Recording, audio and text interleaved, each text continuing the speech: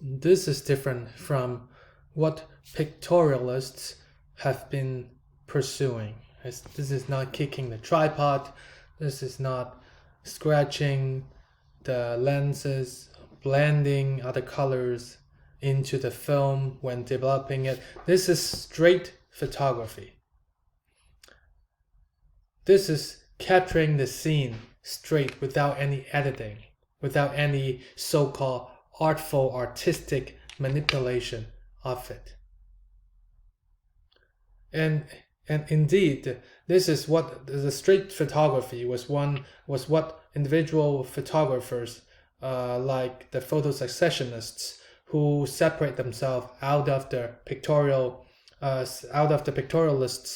out of the main group, and claim, right, and separate themselves out and claim that photography, taking photographs by itself and in itself, can be an art form, can be powerful, but it's interpreted, or it should be used, it should be looked at differently.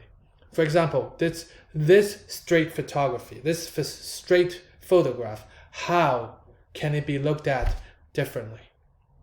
What kind of value, if you like, what kind of artistic value, or what kind of social value, or the mix of the two in this photograph? Steerage. This is the steerage, right? People at the bottom, people on top. Any connection between the two? Any gazes, any looking between the two? This is on the ship, right? When Alfred Stieglitz was on this ship, he got bored one day. He got bored and then sit there and waited for a long time until he captured this one, and it became a huge impact to show some kind of social condition. What kind of social condition is there? Well, before some visual analysis of this photograph, maybe I can bring you to try to re-experience what Stieglitz was experiencing, what the scene, the surrounding, the context that trigger Stieglitz to capture this scene. We have documents, textual documents showing, or from Alfred Stieglitz's diary. This is how the steerage happened. He said, and he wrote, how I hate the atmosphere of the first class on the ship. First class on the ship. Okay, let's continue. One couldn't escape the nouveau riches. The new riches, new class. On the third day, I finally couldn't stand it any longer. I had to get away from the company. I went as far forward on deck as I could. As I came to the end of the deck, I stood alone, looking down. There were men and women and children on the lower deck of the steerage. There was a narrow stairway leading up the upper deck of the steerage, a small deck right at the bow of the steamer. Right? This is kind of like the visual description of the bow, right? Right at the bow of the steamer, steerage, and the stairway to climb up the stair. He's describing the photograph, the picture that he took. On the upper deck, looking over the railing, there was a young man with a straw hat. The shape of the hat was round. He was watching the men and women and children on the lower steerage deck. Only men were on the upper deck. The whole scene fascinated me. Then I longed to escape from my surrounding and join these people. The lower deck, the lower class, supposedly. I saw shapes related to each other. I saw a picture of the shapes, and underlying that, of the feeling I had about life. And as I was deciding, should I try to put down this seemingly new vision that helped my people, the common people, the feeling of ship and ocean and sky, and the feeling of release that I was always from the mob, called the rich. Rembrandt Rembrandt came into my mind, and I wondered, would he have felt as I was feeling? I had but one plate holder with one unexposed plate. Would I get what I saw, what I felt? Finally, I released the shutter. Had I gotten my picture? I knew if I had, another milestone in photography would have been reached. Well, he's pretty self-aware about this monument. This kind of milestone that he's trying to reach his creating. So related to the milestone of my car horses made in 1892 and my Hand of Man made in 1902, which had opened up a new era of photography, of seeing. In a sense, it would go beyond them. For here would be a picture based on related shapes and on the deepest human feeling, a step in my own evolution, a spontaneous discovery.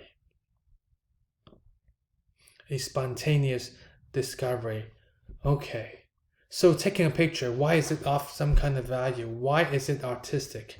Because it's a spontaneous discovery. It's capturing the deepest human feeling. It's already gone beyond recording the surface appearances.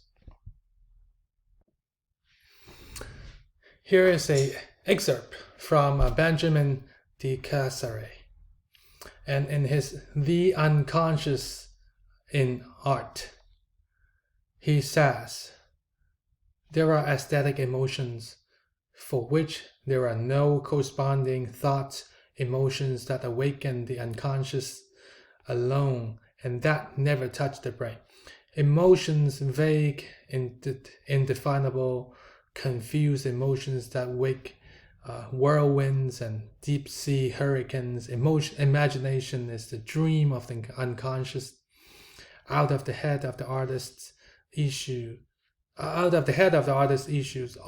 beauty that is transferred to canvas. But the roots of his imagination lies deeper than his personality. The soul of the genius is the safety vault of the race, the treasure pocket of the unconscious soul of the world.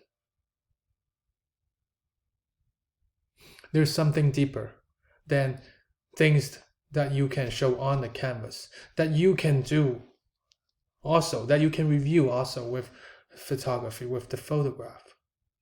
Because that is the unconscious beauty, and that beauty is everywhere. You just are waiting for you to capture. Steerage. Okay, now back to this photograph. Does it fit? Oh, first of all, do you get a more dimensional experience of that photograph after reading the diary by Stieglitz? And also, would you agree with Benjamin de Casseret about the unconsciousness in art?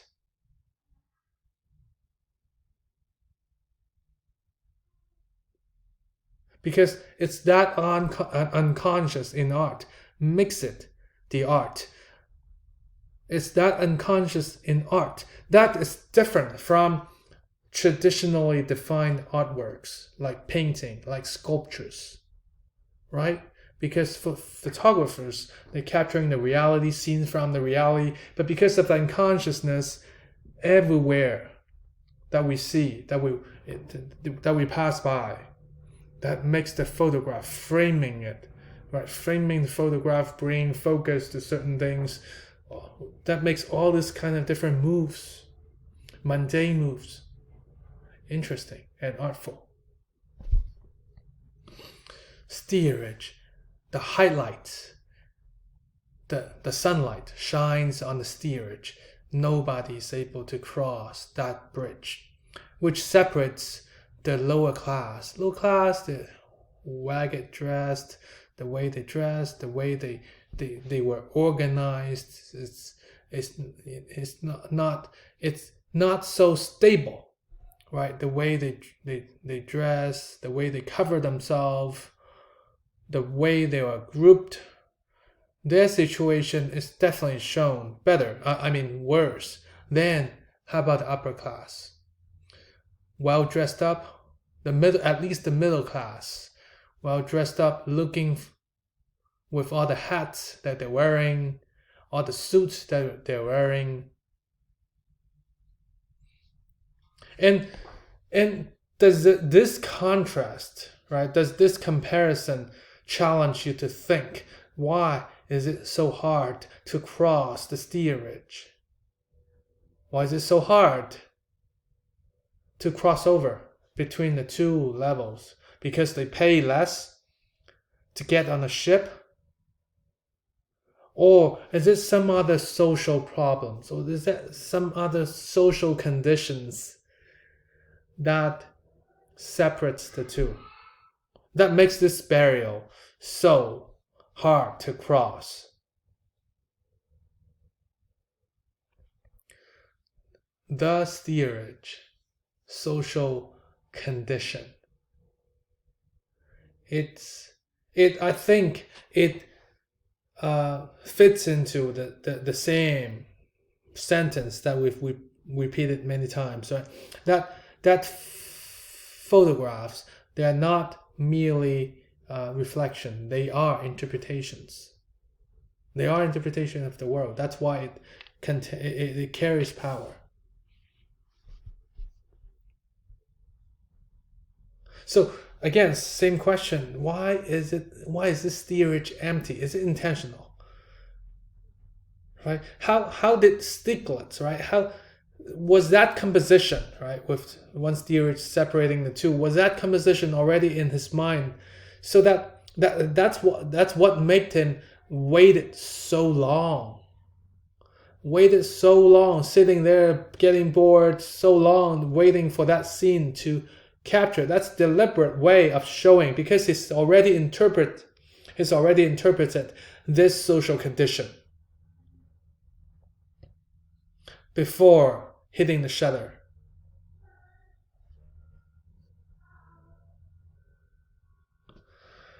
The last artist, the last photographer that we want to talk about is Walker Evans, who's just like Dorothy Lane, hired by the government to photograph different parts of the United States, became a professional photographer.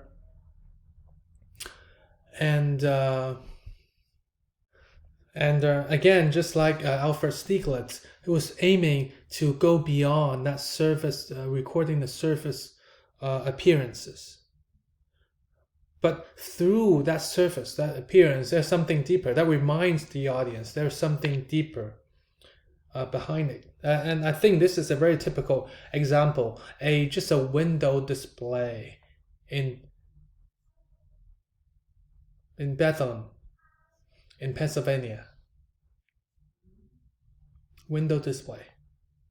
So what can this window display tell us?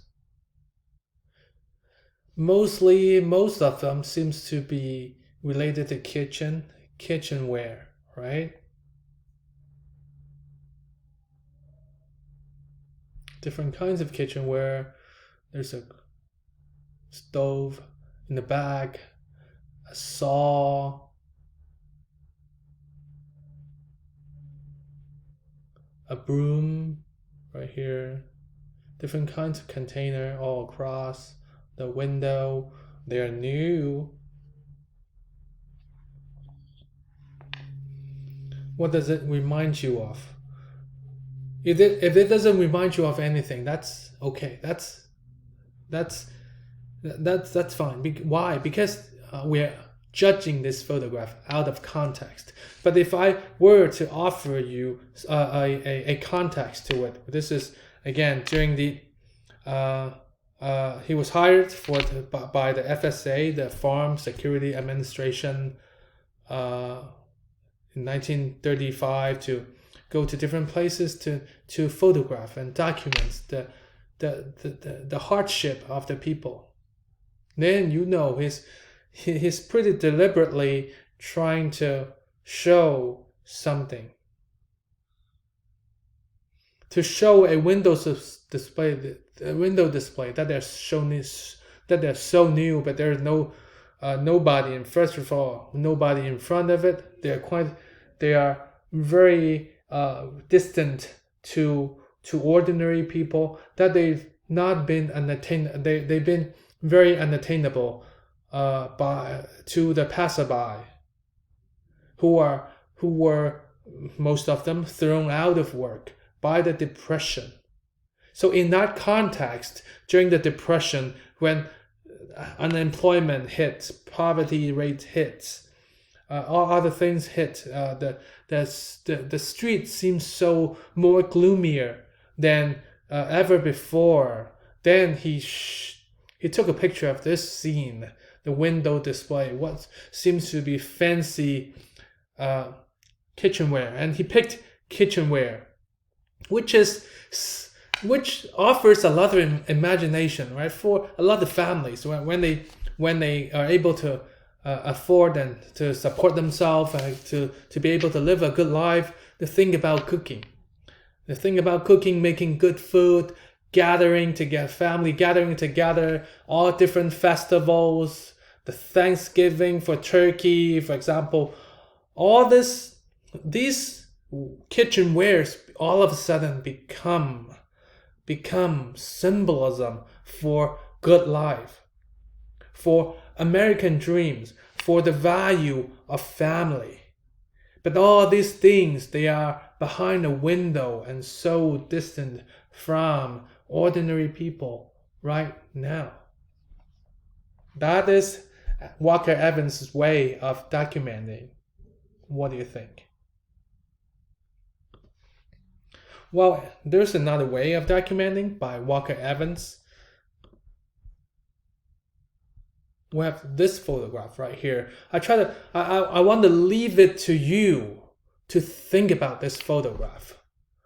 Right? If you were to do the visual analysis on this one and tell us what this photograph is claiming, what would you say?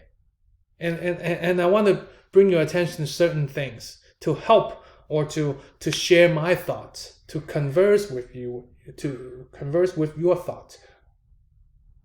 For example, we have the chimneys in the very back. That's pretty conspicuous.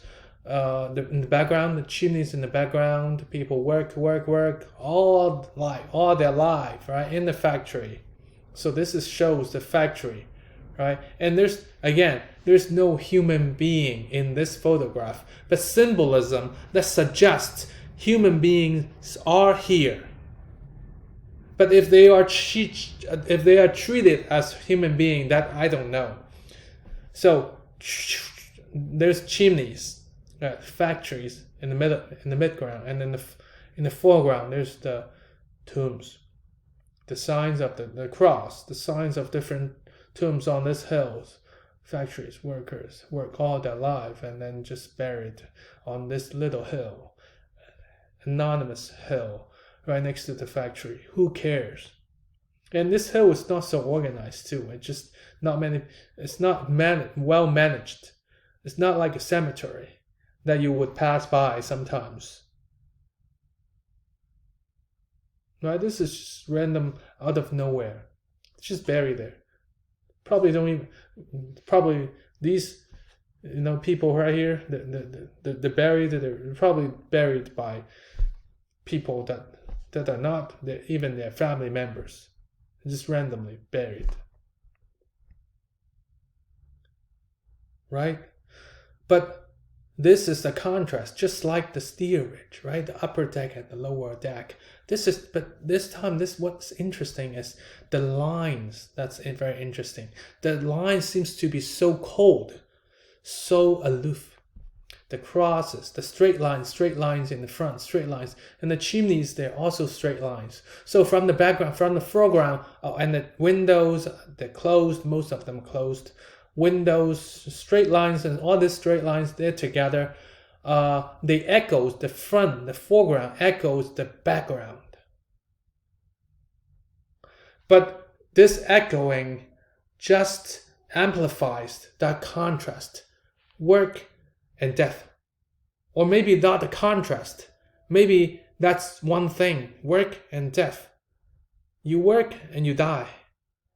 That's just one bundle thing of your life. Workers,